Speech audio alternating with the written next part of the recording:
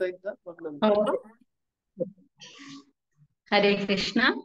सर्वांचं गीतामृत या मालिकेमध्ये सहर्ष स्वागत.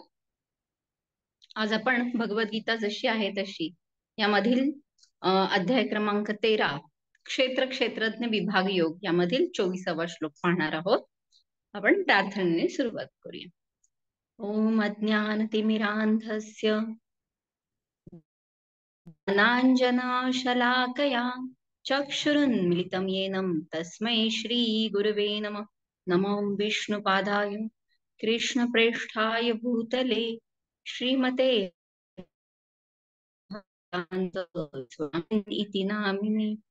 नमस्ते सरस्वते देवे गौरवाणी प्रचारिणे निर्विशेष शून्यवादी पाश्चात्य देशतारिणे. वाञ्छाकल्पतरुभ्यश्च कृपा सिन्धुभ्येव च पतितानां पावनेभ्यो वैष्णवेभ्यो नमो नमः. जय श्री कृष्ण चैतन्य प्रभु नित्यानंद श्री अद्वैत गदाधर श्रीवासादि गौर भक्त वृंद. हरे कृष्णा कृष्णा कृष्णा हरे हरे हरे राम राम राम हरे हरे. हरे कृष्णा. भगवद्गीता जशी आहे तशी अध्याय क्रमांक 13 क्षेत्र क्षेत्रज्ञ विभाग योग श्लोक क्रमांक 24. य एवं वेत्ति पुरुषं प्रकृतिं च गुणैः सह सर्वथा वर्तमानोऽपि न स भूयो अभिजायते. अर्थ, जो मनुष्य भौतिक प्रकृती, जीव आणि त्रिगुणांचे विकार या संबंधीचे तत्व जाणतो त्याला निश्चितच मोक्ष प्राप्ती होते. त्याची वर्तमान स्थिती कशीही असली तरी त्याचा या ठिकाणी पुनर्जन्म होत नाही. तर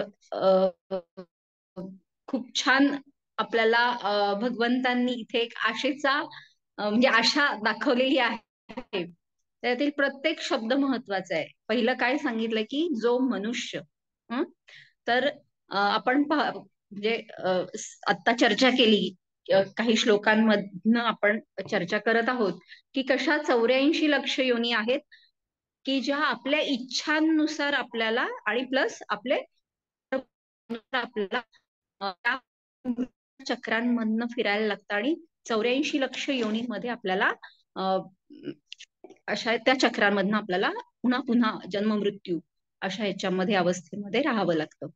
तर त्यामध्ये जो मनुष्य हा शब्द महत्वाचा काय आहे, कारण केवळ मनुष्य योनीमध्येच आपण आत्मज्ञानाबद्दल जिज्ञासा करू शकतो, साधना करू शकतो.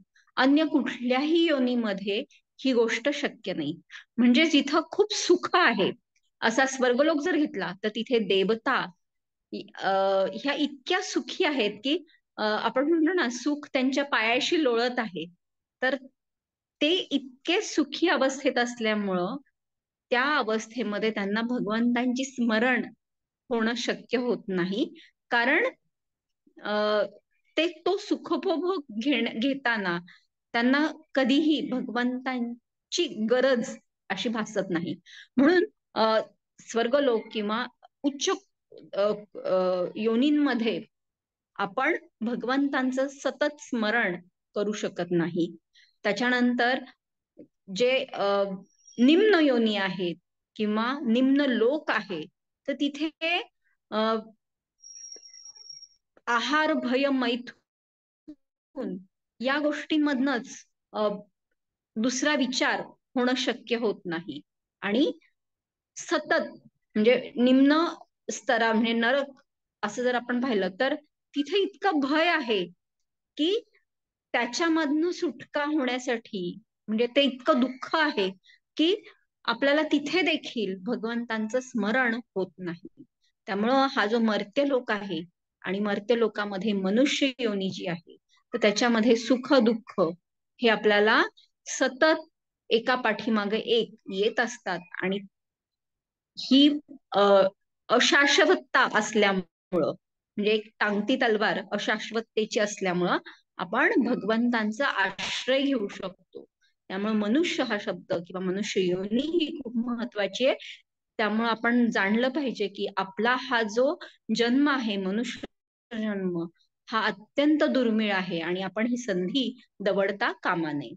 त्याच्यानंतर भौतिक प्रकृती. तर भौतिक प्रकृती हे आपण आता पाहिलं की आपण या सांसारिक जगामध्ये कशा पद्धतीने बद्ध झालेलो आहोत.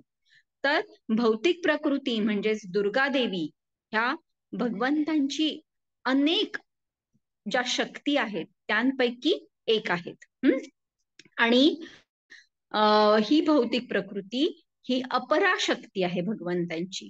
आणि भगवंत 7व्या अध्यायामध्ये म्हणतायत की दैवी ही येषा गुणमयी मम माया दुरत्यया मामेव प्रपद्यन्ते मायाम एताम तरंती ते.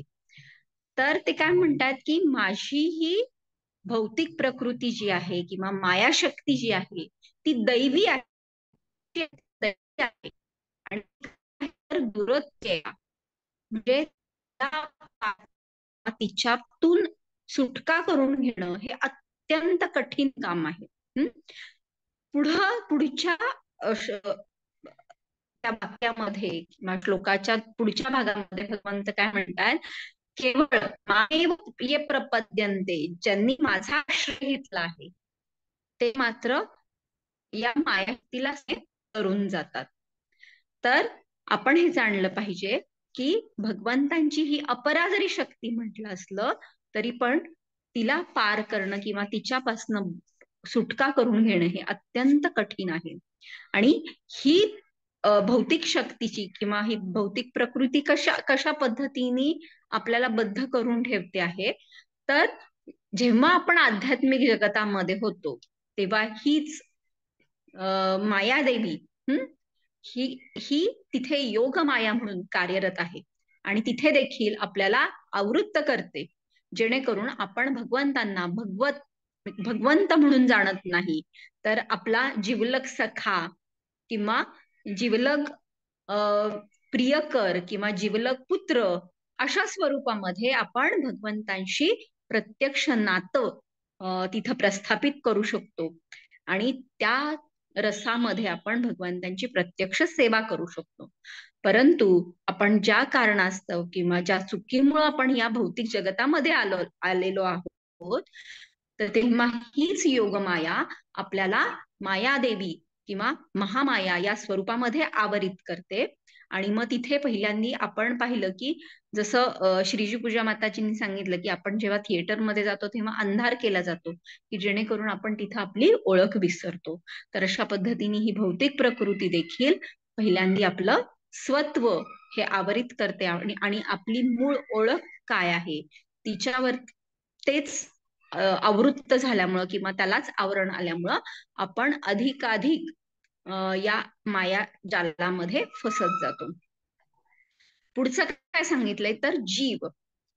तर जीव म्हणजे जीवात्मा ही भगवंतांची शाश्वत शक्ती आहे आणि ती पराप्रकृती म्हटलेलं आहे. भौतिक प्रकृती कशी सांगितली ती कनिष्ठ सांगितलेली आहे, परंतु जीवशक्ती किंवा जीवात्मा ही पराप्रकृती म्हणजे श्रेष्ठ शक्ती सांगितलेली आहे. तर आता एक लक्षात घेऊ शकतो की खर तर आत्मा हा या भौतिक प्रकृतीपेक्षाही श्रेष्ठ आहे. परंतु त्यांचा जेव्हा संयोग होतो म्हणजे ही जीवशक्ती जेव्हा भौतिक प्रकृतीच्या संयोगामध्ये येते तेव्हा मात्र हा जो संयोग घडतो त्याच्यामध्ये ही मायाशक्ती किंवा भौतिक प्रकृती ही वरचढ ठरते आणि त्या जीवात्म्याला बद्ध करून ठेवते. तर हे संयोग हा फार महत्वाचा विषय आहे. तर म्हणून आपण म्हणतो ना की आपण कुठल्या गोष्टींशी किंवा कुणाशी संग करतो हे महत्वाचं आहे. अन्यथा आपण कितीही चांगले असू किंवा कितीही उच्च स्थानात असू परंतु आपलं पतन मात्र निश्चित आहे.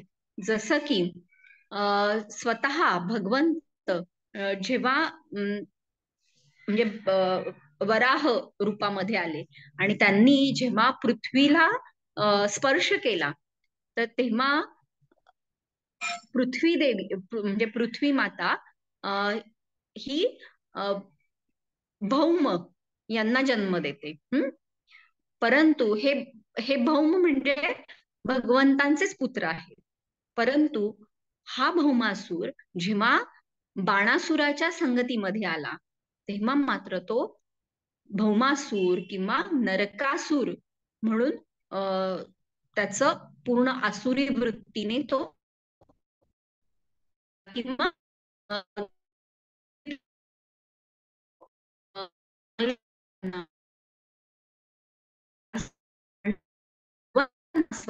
आपल्या मुलाचं मृत्यूदंड द्यावा लागला. नरकासूर चतुर्दशीच्या दिवशी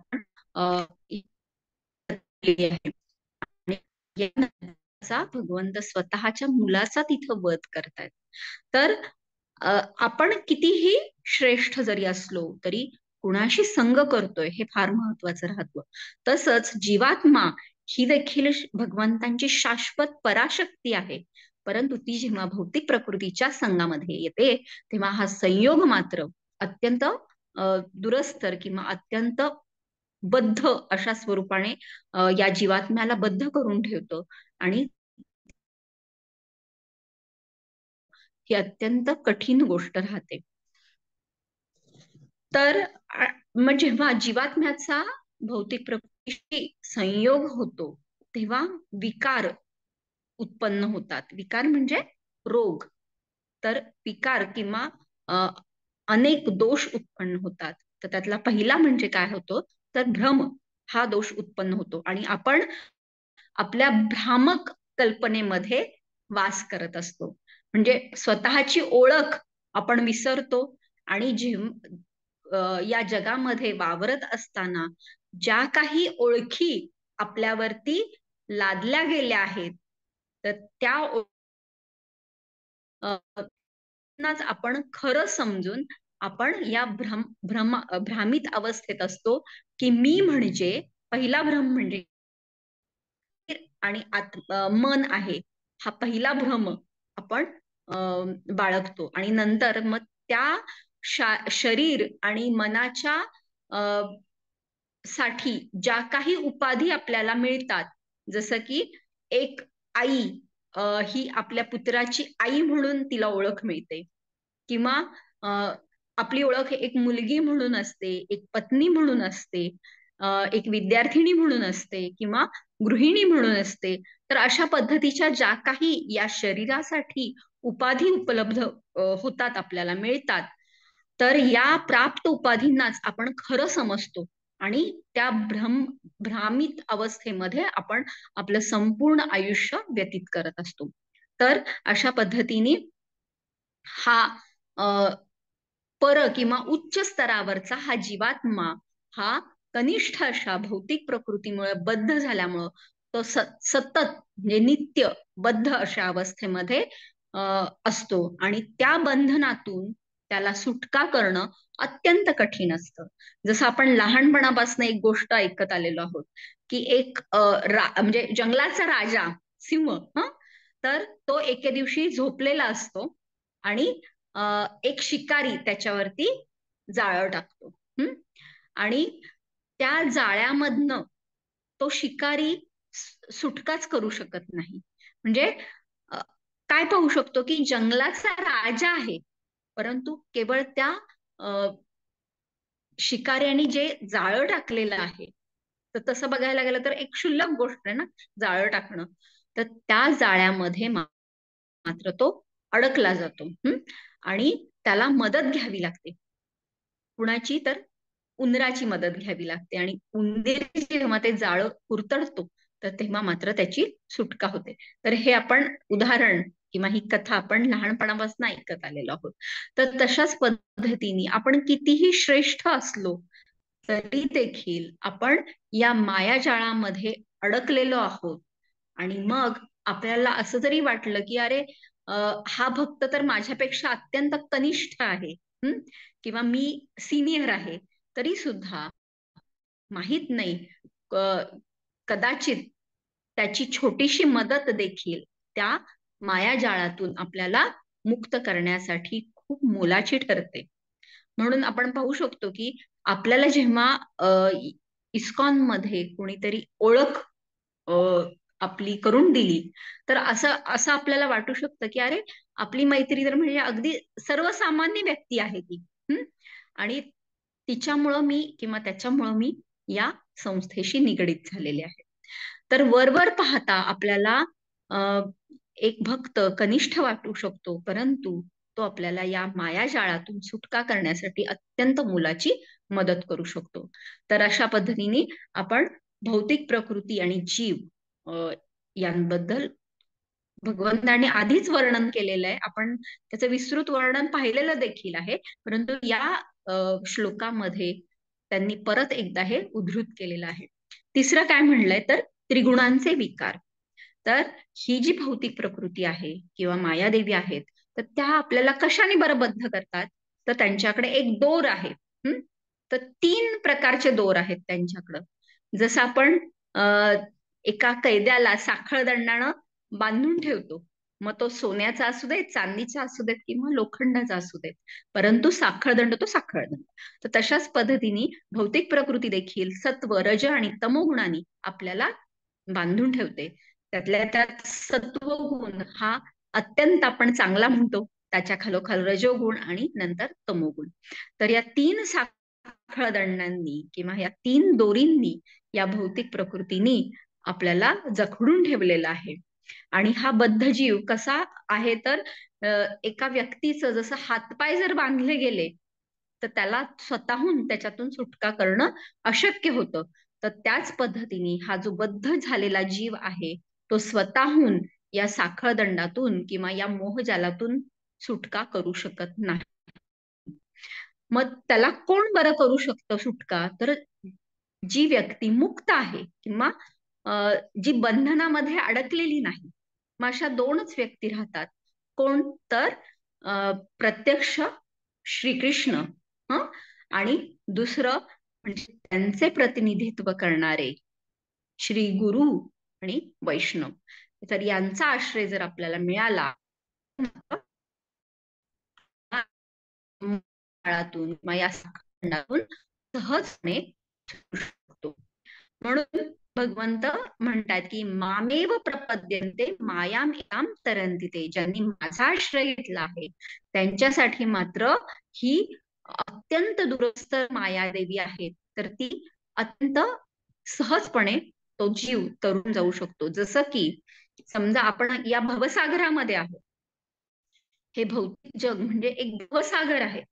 तर या भवसागरामध्ये आपण बुडत आहोत किंवा तरंगत म्हणजे बुडालेलो आहोत आणि यातून आपण सुटका आपल्याला करायची आहे. परंतु आपल्याला एका समुद्रामध्ये गेल्यानंतर सभोवताली केवळ अथांग असं पाणीच दिसतं, दुसरं काहीच आपल्याला दिसत नाही.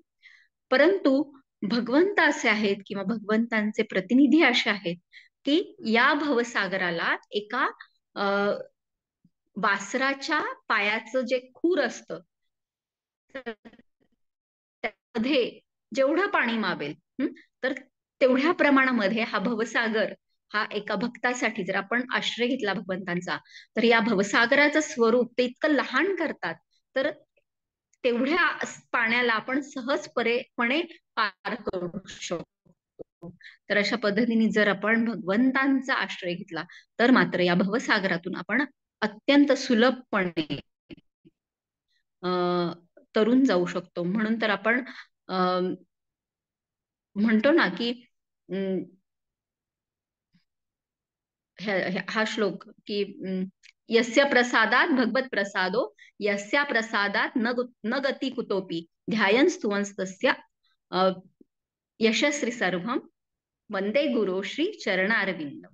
तर भगवंतांचं जर आपण भगवंतांच्या प्रतिनिधींचा जर आपल्यावरती कृपादृष्टी जर पडली, तर मात्र हा भवसागर आपण सहजपणे तरून जाऊ शकतो.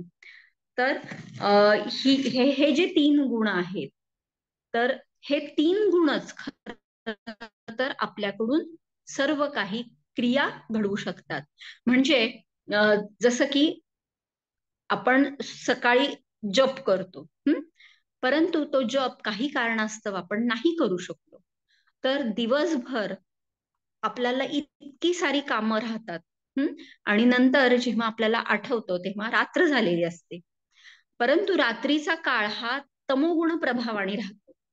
आणि मग तेव्हा जरी आपण कितीही जागरण करून अ, आपल्या ज्या काही 16 माळा त्या संपवण्याचा प्रयत्न केला, तरी पण तमोगुणाच्या प्रभावामुळं आपण चॅन्टिंग जे त्यावेळेस करतो, तर ते कशा पद्धतीचं असतं, तर हरे कृष्ण हरे कृष्ण, मग परत आपण एक डुलका घेतो, परत चॅन्टिंग. तर अशा स्वरूपाचा आपण अनुभव प्रत्येकाने घेतलेला असणार आहे, किमान मी तरी म्हणजे घेतलेला आहे. तर अशा गुण चराचरामध्ये समाविष्ट आहेत, हे आपण पाहू शकतो. म्हणून सत्वगुणामध्ये जर आपण जप केला तर 16 माळा कधी संपतील आणि म्हणजे त्याचं काहीच वाटत नाही, आपल्याला ओझं काहीच वाटत नाही. आणि तेच आपण तमोगुणाच्या प्रभावाखाली एक माळ करायला सुद्धा आपण खूप म्हणजे 15-15, 20-20 मिनिटं घेऊ शकतो. तर तमोगुण हा काळाच्या स्वरूपामध्ये सुद्धा म्हणजे सत्व रज तम हा काळाच्या स्वरूपामध्ये सुद्धा आपल्याला त्याचा प्रभाव दर्शवताना दिसतो. तसंच आजूबाजूचं वातावरण जरी पाहिलं आपण, म्हणजे जपाचंच जर उदाहरण घेतलं तर आपण मंदिरामध्ये जेव्हा जप करतो तेव्हा तो सत्वगुणाच्या प्रभावाखाली असतो आणि त्यावेळेस जो जप होतो तो आपल्याला खूप आत्मिक समाधान देऊन जातो. तर तोच जप आपण अन्य वेळी काहीतरी काम करताना किंवा दुसरं काहीतरी विचारांमध्ये आपण आहोत किंवा अयोग्य ठिकाणी आहोत, हा, तर अशा ठिकाणी म्हणजे जिथे खूप सारे विचलित करणारे, मनाला विचलित करणारे आजूबाजूला काहीतरी क्रिया घडत आहेत, तर अशा अवस्थेमध्ये आपण जर जप करत असू किंवा त्या वातावरणात जर करत असू, तर नक्कीच आपला तो जप हा राजस गुणांच्या प्रभावाखाली त्याने तो आवरित असतो. तर अशा पद्धतीने काळात मध्ये सुद्धा आपण सत्वरजतम पाहू शकतो. त्याच्यानंतर आजूबाजूचं वातावरण हे देखील सत्व रजतम गुणांनी प्रभावित झालेला आपण पाहू शकतो. मग भौतिक प्रकृतीमध्ये जर असं वाटत आपण पाहू शकतो की अचर जरी सृष्टी वाटत असली तरी सुद्धा ती सत्वरज तमगुणाच्या प्रभावाखाली आहे. तर आपण जीवात्मा किंवा आपण म्हणजे जी सजीव सृष्टी आहे ती देखील सत्वरजतमाच्या आपण प्रभावाखालीच कार्य करत असतो. जसं की तमोगुणामध्ये आपण तमोगुणा प्रभाव असतो, तर टाळाटाळ करू किंवा अत्यंत धीम्या गतीने ते काम करू. तेच जर आपण राजस गुणामध्ये असू तर आपण म्हणजे काम करायला पण उत्साह, ते संपवण्यासाठी सुद्धा उत्साह, तर इतकं फास्ट किंवा उत्साहपूर्ण वातावरणामध्ये काम करू शकतो. सत्वगुणा प्रभावाखाली जर आपण असू तर आपण योग्य विचार करून आधी प्लॅन करून त्या पद्धतीने आपण कार्य करू शकतो. तर अशा पद्धतीने किंवा सजीव हे देखील सत्व रजतम गुणांच्या प्रभावाखालीच काय करतात. म्हणून चरसृष्टी असू दे किंवा अचरसृष्टी असू दे, यामध्ये हे 3 गुण हेच कार्यरत असतात. म्हणून तर भगवंत 3ऱ्या अध्यायामध्ये म्हणतात की प्रकृते हे गुणकर्मा प्रकृते हे क्रियमाणानी गुणे कर्माणी सर्वशः. तर माझीच प्रकृती ह्या 3 गुणांनी कार्यरत असते. परंतु पुढे काय म्हणतात ते, अहंकार विमूढात्मा कर्ताहम इति मन्यते. आपण कशाच्या प्रभावाखाली आहोत, तर आपल्याला अहंकार आहे की मीच या गोष्टीचा कर्ता आहे. आणि असा हा मूढ आत्मा, म्हणजे जो अज्ञानाने आवृत्त आत्मा जो आहे तो, किंवा अहंकारानं आवरित आत्मा जो आहे, तर तो काय समजतो की हे करणारा किंवा कर्ता मीच आहे. परंतु ही प्रकृती 3 प्रभावांनी किंवा 3 गुणांनीच कार्यरत असते. म्हणून मग आपलं काय कर्तव्य आहे, तर ऋषिकेश किंवा या सगळ्या इंद्रियांचे, या प्रकृतीचे जे काही स्वामी आहेत त्यांचा आश्रय घेणं ही एकमेव गोष्ट महत्वाची आहे, की ज्यामध्ये आपण आपल्या इंद्रियांवरती आपण विजय मिळवू शकतो, जर आपण ऋषिकेश अर्थात श्रीकृष्णांचा आश्रय घेतला तर. आता श्रील प्रभुपाद आपल्या तात्पर्यामध्ये काय म्हणतात ते पाहूयात. तर भौतिक प्रकृती, परमात्मा, जीवात्मा आणि त्यांचा परस्पर संबंध यांविषयीच्या स्पष्ट ज्ञानामुळे मनुष्य मोक्ष प्राप्ती आणि आध्यात्मिक वातावरणामध्ये प्रवेश करण्यास पात्र होतो. म्हणजे या श्लोकामध्ये जे सांगितलेलं आहे की भौतिक प्रकृती, जीव, त्रिगुणांचे या संबंधीचे जे तत्व आहे, जे आता आपण पाहिलं, ते ज्याने जाणले त्याला निश्चितच मोक्ष प्राप्ती होते. त्याची वर्तमान स्थिती कशी असली तरी त्याचा या ठिकाणी पुनर्जन्म होत नाही. तर इथं आपल्याला काय जाणायचंय, तर आपण आता भौतिक प्रकृतीविषयी, व्हिडिओ इज नॉट क्लिअर. हा ठीक आहे आता. ओके, असं ठीक आहे का? ठीक आहे का? हा. तर भौतिक प्रकृती, जीव आणि तिथेच वास करणारा परमात्मा, जीवात्मा, परमात्मा आणि त्रिगुणांचे विकार या संबंधीचा जर आपल्याला परस्पर संबंध समजला, आता आपण क्षेत्रज्ञ आणि परमक्षेत्रज्ञ यांविषयी हा अध्याय आहे, तर ह्याच्यामध्ये हेच संबंध ज्ञान जर आपण जाणलं तर असा व्यक्ती मात्र मोक्ष प्राप्ती करण्यास पात्र ठरतो. आणि मग भगवंत म्हणतात की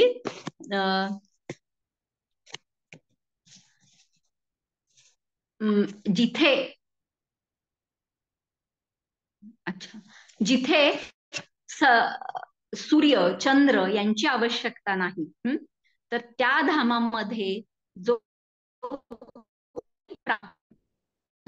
मिळतो तो मध्ये परत तो येत नाही. तर अशा आपल्याला परमधामामध्ये प्रवेश जर करायचा असेल तर आपल्याला भौतिक प्रकृती, आत्मा, परमात्मा आणि त्यांचा परस्पर संबंध जाणणं हे महत्वाचं ठरतं. तर आध्यात्मिक जगतात प्रवेश केल्याने त्याला पुन्हा भौतिक प्रकृतीत परतावे लागत नाही. हा ज्ञानाचा परिणाम आहे. म्हणजे जसं ज्ञान म्हणजे सूर्य, आणि सूर्य असेल तर तिथं अंधकार नाही. म्हणून श्रीकृष्ण यांच्याविषयी जर आपण ज्ञान घेतलं आणि त्यांच्याशी आपला काय संबंध आहे याचं जर आपण आत्मज्ञान घेतलं तर ते कसं आहे, त्या सूर्यासमान आहे. आणि जिथं श्रीकृष्ण आहे तिथं अंधकार असण्याची संभावनाच नसते. जसं कुरुक्षेत्राच्या युद्धामध्ये भगवंत म्हणजे आजच श्रीमान नंददुलाल प्रभूजींनी भागवतम क्लासमध्ये खूप सुंदर उदाहरण दिलं. तर श्रील प्रभुपादांना त्यांचे शिष्य प्रश्न विचारतात, भगवद्गीतेच्या पहिल्या भगवंत काहीच बोललेले नाहीयेत. आणि तिथे अनेक कौरवांचीच नावं, कौरव पांडव यांची सगळ्यांची नावं आहेत, तर तिथे त्या असुरांचीच देखील नावं आहेत. तर मग तो अध्याय आपण वाचायचा का? कारण तिथे एकतर भगवंत काही बोललेले नाहीयेत. पहिलाच श्लोक जो आहे तो धृतराष्ट्र उवाच म्हणून आहे. तर कौरव किंवा आसुरी व्यक्तीचे लोक पण आहेत तिथं, त्यांचं नाव आपण वाचतोय, तर मग आपण वाचायचा का पहिला अध्याय? तर तेव्हा श्री प्रभुपाद उत्तर देतात की श्रीकृष्ण हे सर्व म्हणजे सर्व वातावरणाचं किंवा सर्व गोष्टींचं शुद्धीकरण करतात. जिथं श्रीकृष्ण आहेत तर तिथे वाईट गोष्टी असणं शक्यच नाही. त्यामुळे कुरुक्षेत्रामध्ये जरी असुर होते आणि त्या असुरांचा देखील नामांचा उल्लेख पहिल्या अध्यायामध्ये असला तरी सुद्धा त्या युद्धभूमीवर प्रत्यक्ष श्रीकृष्ण असल्यामुळे असुरांचं जरी आपण नाव घेतलं तरी सुद्धा ते आपलं हृदयाचं शुद्धीकरणच करणार आहेत. तर अशा पद्धतीने सूर्य जेव्हा आहे तिथं अंधकार असण्याचा प्रश्नच उद्भवत नाही. म्हणून श्रीकृष्ण जिथे आहेत तिथं माया असणं किंवा मायेच्या आधिपत्याखाली आपण असणं हे उद्भवत नाही. म्हणून इथं श्रील प्रभुपाद म्हणतात की हा ज्ञानाचा परिणाम आहे. जीव या भौतिक प्रकृतीमध्ये योगायोगाने पतित झाल्याचे निश्चितपणे जाणणे हा ज्ञानाचा उद्देश आहे. जीवाने प्रमाणित व्यक्ती, साधू पुरुष आणि आध्यात्मिक गुरु यांच्या सत्संगामध्ये स्वतः प्रयत्न करून आपले स्वरूप जाणून घेतले पाहिजे.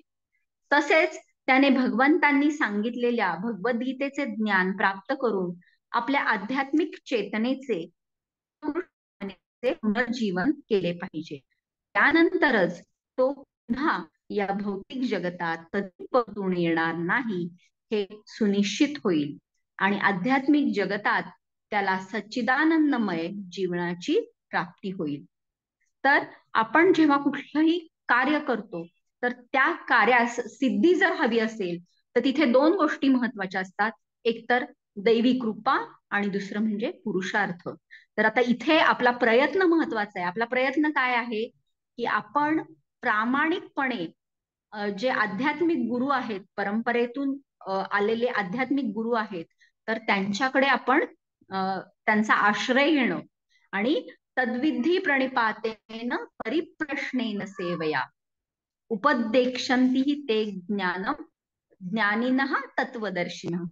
म्हणजे काय करायचं, प्रमाणित गुरूंचा आश्रय घेणं आणि त्यांना परिप्रश्न किंवा योग्य प्रश्न विचारणं आणि नम्रतेने त्यांची सेवा करणं, हा झाला आपला पुरुषार्थ किंवा हे झालं आपला प्रयास. आणि मग काय होतं तर मग गुरुकृपा, भगवंतांची कृपा होते आणि मग आपल्याला तत्वदर्शन निश्चित होतं असं भगवंत सांगतायत आपल्याला 4थ्या अध्यायामध्ये. तर आपल्याला आपला प्रयत्न काय करायचा तर आध्यात्मिक गुरूंची शरण घ्यायची आहे. त्यांनी जे काही आपल्याला इन्स्ट्रक्शन्स किंवा जे काही आपल्याला सांगितलेलं आहे तर त्या नियमांचं आपल्याला पालन करायचंय. आणि त्यांनी जे आदेश दिलेले आहेत की श्रवण किंवा भगवद्गीता, भागवतम यांचं वाचन, श्रवण किंवा कथा, या सगळ्या गोष्टी आपल्याला, पण हरिनाम जप, तर या साधना, सेवा यांचा आश्रय जो आपल्याला आदेश जो किंवा ते प्रमाणित केलेला आहे, तर श्री गुरूंच्या आदेशांचा आणि भगवंतांच्या वाणीचा आपल्याला आश्रय घेऊन त्यानुसार आपल्याला आपली वर्तणूक केली पाहिजे. तर हा आपला प्रयत्न झाला. आणि जर आपण असं करून असं जर आपण केलं तर मग भगवंतांची कृपा होऊन आपण नक्कीच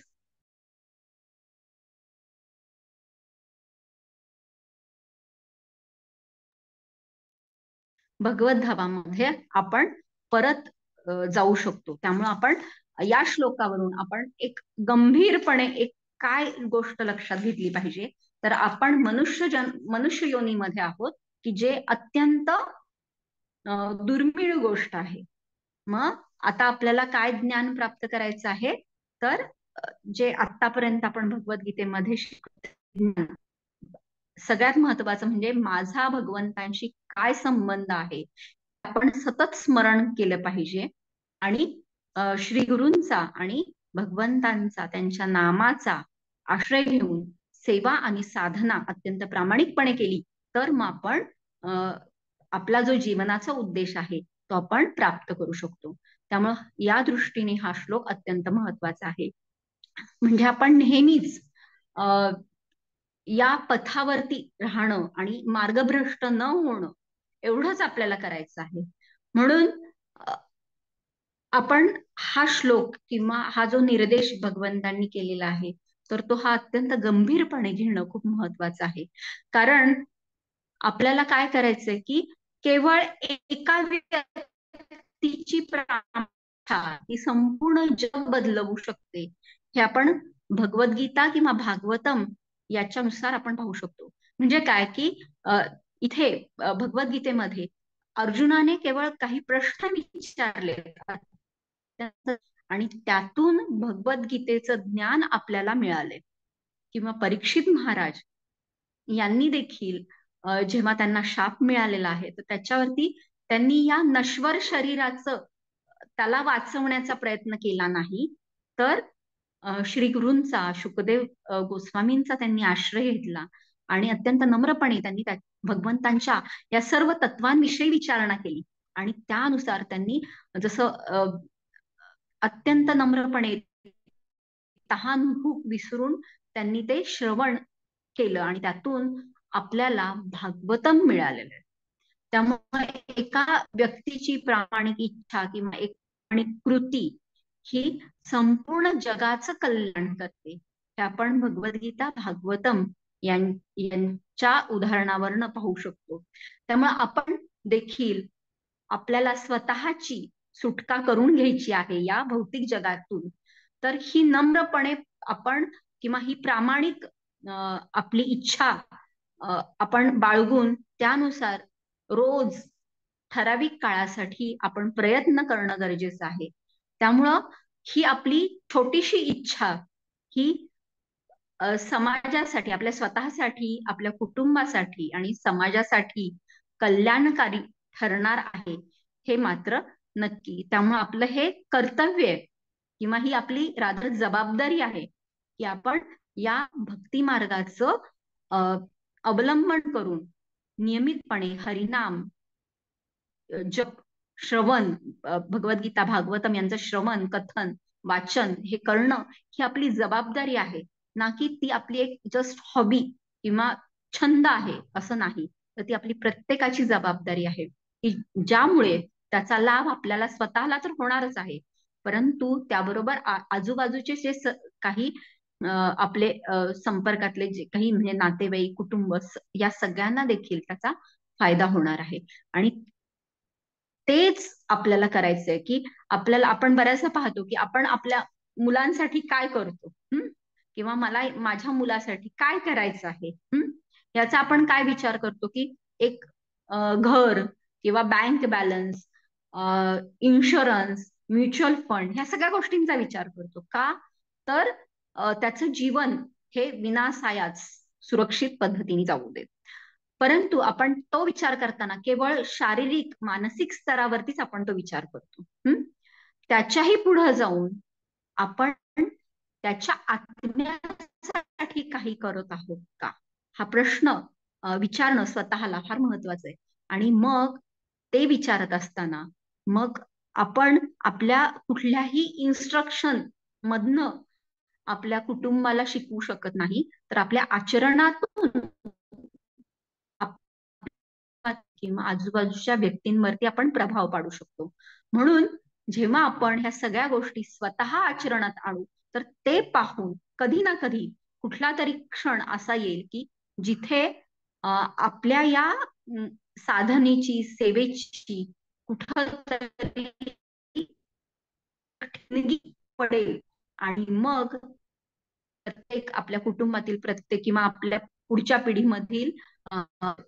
पुढच्या पिढीमध्ये ती ठिणगी ही अत्यंत म्हणजे त्यांचं जीवन उजळून देण्यासाठी मुलाची मदत करेल. त्यामुळं कृष्ण नामाचा किंवा हरिनामाचा हा जो गजर होतो, किंवा आता जस्ट आपण पालखीचं हे पाहिलं, तर हा हरिनामाचा गजर हा प्रतिदिनी प्रत्येक घरामध्ये होणं आवश्यक आहे. आणि त्यासाठी आपण फुल ना फुलाची पाकळी म्हणून प्रत्येकानं तसा प्रयत्न करणं गरजेचं आहे. मग हा प्रयत्न केवळ आपण स्वतःपुरता करणं हे तर अपेक्षित आहेच, परंतु सर्वांनी एकत्र येऊन जेव्हा हा प्रयत्न केला जातो, तेव्हा त्याचा परिणाम हा कितीतरी पटीनं मोठा होतो. त्यामुळे आपल्याला केवळ आपल्या घरामध्ये नामजप किंवा संकीर्तन करायचं नाहीये, तर आपल्याला सगळ्यांनी एकत्र येऊन हे संकीर्तन हा मोठा गजर किंवा महामृदंग, जसं बुगडी स्टेशन म्हणणं महामृदंग किंवा हे मोठं संकीर्तन करायचं. त्यामुळं सहकार्याची भावना जेव्हा आपण एकत्र येऊन कुठलंही संकीर्तन म्हणा, साधना, सेवा करतो, तर तेव्हा तिथं सहकार्याची भावना ही अत्यंत महत्वाची ठरते. जसं आपण पुष्याभिषेक, आता थंडीच्या दिवसामध्ये पुष्याभिषेक आपण उत्सव साजरा करतो, तर तिथे काय करतो की आपण भगवंतांना अनेक पुष्प एकत्र आणून त्यांच्या पाकळ्या खोडून आणि त्या पाकळ्यांचा अभिषेक करतो. आणि एकट्याने जर आपण हे करायचं ठरवलं तर आपण दिवसभरामध्ये किती पाकळ्या हे करू शकतो, एखाद्या फुलाच्या पाकळ्या वेगळ्या करू शकतो, तर अत्यंत कमी. मग काय 5 ते 10 मिनिटांमध्ये भगवंतांचा पुष्पाभिषेक संपन्न होईल. परंतु तेच जर आपण एकत्र येऊन कितीतरी त्याच्या पाकळ्या जर काढल्या तर भगवंतांचा तो पुष्पाभिषेक महोत्सव हा असा शकतो. हे आपण प्रत्येकाने अनुभवले. त्यामुळे सहकारी वृत्तीनं आपण एकत्र येऊन ह्या साधना सेवा करणं महत्वाचं आहे. आणि तेच नाम संकीर्तन श्री चैतन्य महाप्रभूंना अपेक्षित आहे. तोच कलियुग धर्म आहे. त्यामुळे आपण आज कामिका एकादशीच्या निमित्तानं आपण हा प्रयत्न करूयात. प्रत्येक जण खूप छान साधना सेवा करतच आहे, परंतु सहकार्याच्या भावनेने एकत्र येऊन आपण हाच बृहद मृदंग अजून त्याचा गजर किंवा त्याचा आपण मोठा आवाज करण्याचा प्रयत्न करूयात. आणि आपल्या सभोवतालचं वातावरण, तर त्या वातावरणातल्या सगळ्या चर आणि अचर जीवांना आपण कृष्ण प्रेम हरिनाम देण्याचा प्रयत्न करूयात. आणि प्रत्येक या चर अचर सृष्टीमध्ये हे चैतन्य निर्माण करूयात. आणि तिथे मग हा भगवंतांशी त्यांचा देखील हा संबंध जोडला जाईल. आणि भगवंत या श्लोकामध्ये आपल्याला जे आश्वासित करतायत की असे जीव माझ्याकडे येऊन परत त्यांना या भौतिक जगामध्ये म्हणजे त्यांचा पुनर्जन्म होणार नाही. त्यामुळे आपण आपल्या बरोबर चर अचर सृष्टीमधील प्रत्येक लहान मोठ्या जीवाला आपण भगवंतांच्या धामामध्ये आपण परत नेण्यासाठी आपल्या परीनं थोडाफार का होईना प्रयत्न करूयात. तर अशा पद्धतीने आपण या श्लोकाचं विवेचन पाहिलं. विचारा काही सुधारणा सुचवायच्या असतील तर सुचवा. आणि परत एकदा उद्या 2 वाजता 26व्या श्लोकासाठी परत एकदा सर्वांनी जॉईन व्हा. हरे कृष्ण. हरी बोल हरी बोल. थँक्यू. म्हणजे श्लोकामध्ये सत्व रजव तम ते सगळं सांगितलंस, पण जो एंड होता ना तो खरंच खूप छान वाटला की पुष्याभिषेक आपण एकट्याने खूप कमी पाकळ्याने होऊ शकतो, पण ते सगळ्यांनी एकत्र केलं तर एक खूप छान पुष्याभिषेक होऊ शकतो. सो सहकार्याने आणि एकत्र येऊन हा बृहद मृदंग प्रत्येक घराघरात गंजला, त्याचा आवाज हे झाला पाहिजे. खूप छान. थँक्यू. मस्त.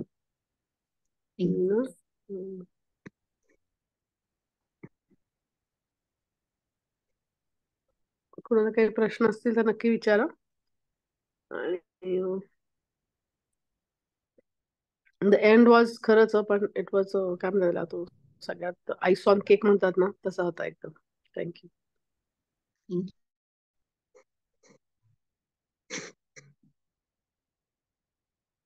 हरी बोल. माताजी खूप छान लेक्चर झालं आणि खूप गंभीर शिकवण शेवटी शेवटी तर सांगितली तुम्ही. आणि ते विशेष ते उदाहरण खूप आवडलं की मुलासाठी आपण काय काय करून घेऊ शकतो, परंतु आत्म्यासाठी काय केलं पाहिजे, तर ते खूप छान होतं. थँक्यू माताजी.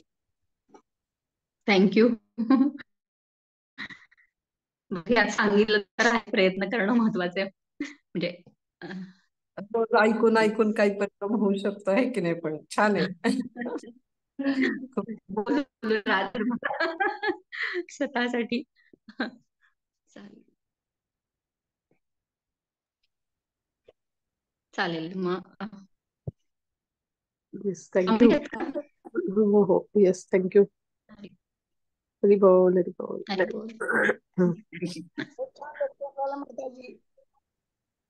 थँक्यू माताजी.